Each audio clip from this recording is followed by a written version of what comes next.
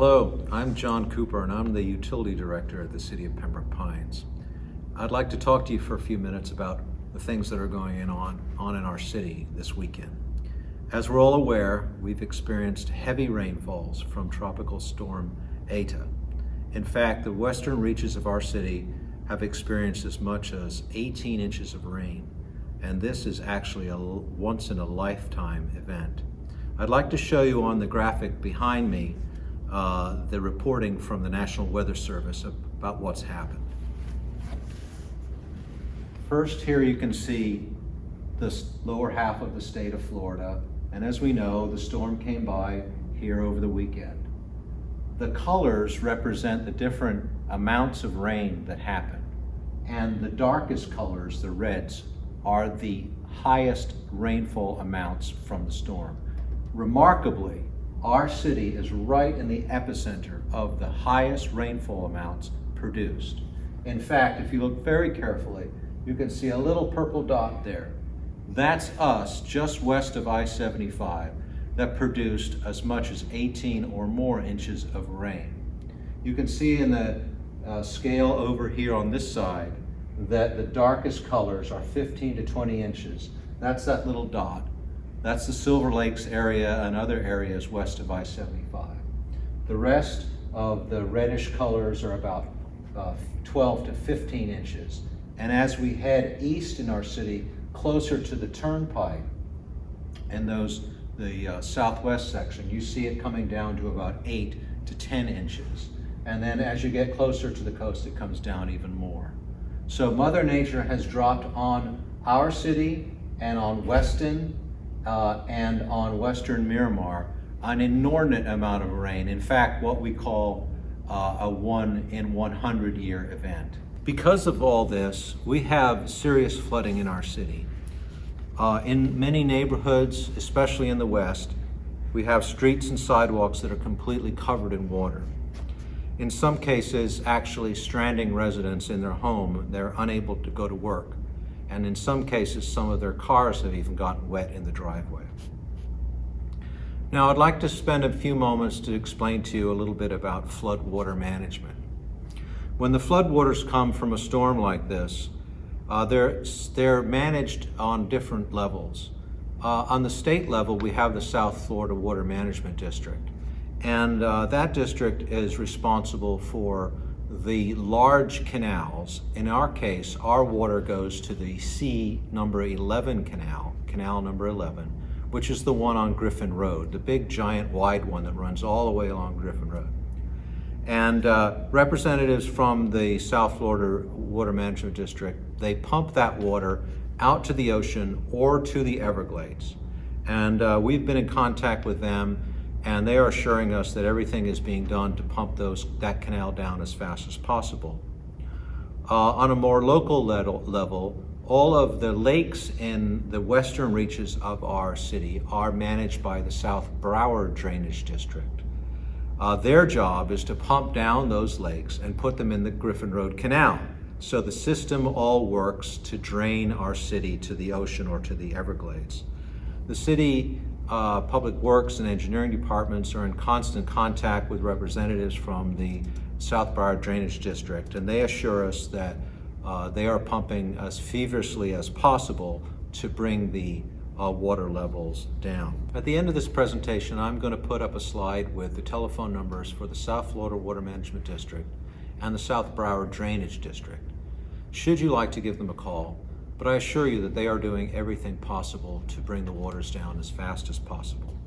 On the city side, the Public Works Division is going throughout the city, and they are doing everything they can to keep the city streets down as well. But I would like to just say for a moment, there are a couple of things that you can do.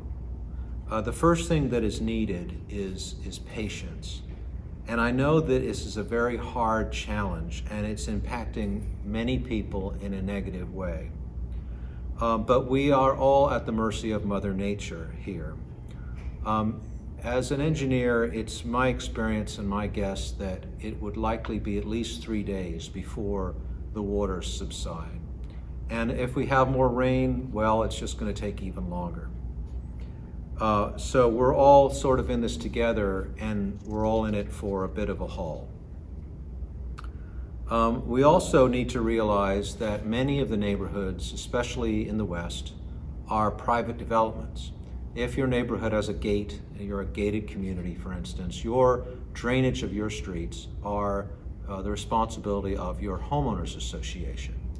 And so one of the things that I'd like to encourage is that all the homeowners association inspect their drains and try their best to be sure that the drains are not clogged. Drains clog quite easily from leaves and debris, and the sooner we get them unclogged, the sooner the water can go away.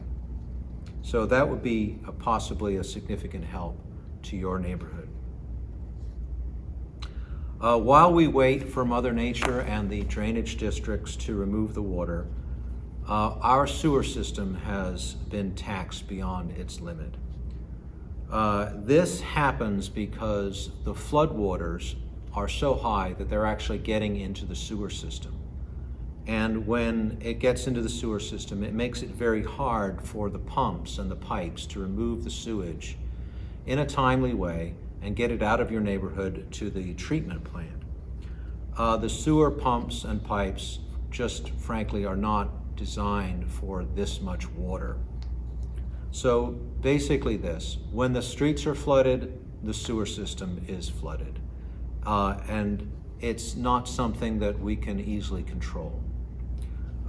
We are not alone in this problem. All the surrounding cities that had the same amount of rain are experiencing the same problem with their sewer. While the rainfall does vary from place to place, as you saw in the graphic, all of our neighbors are struggling with removing their sewage to their plants also, backing up and fighting this same problem to one extent or another. So having a toilet not flushing it can be scary and it can be inconvenient. And I can tell you as a father of three, I empathize. But the good news is that this is temporary. If you do have a problem with your toilet and it's not flushing properly, please be patient and give it some time. The sewer pumps in your neighborhood will be able to make progress pumping down a little bit at a time, and that progress will vary. You'll also find that some of your neighbors are having less of a problem than you are. So now is a good time to be a good neighbor. The city is dispatching tanker trucks to all the neighborhoods to pump down the sewage treatment tanks in your neighborhood as quickly as we can. But there are a limited number of trucks. The trucks are very hard to get right now because everybody is renting them.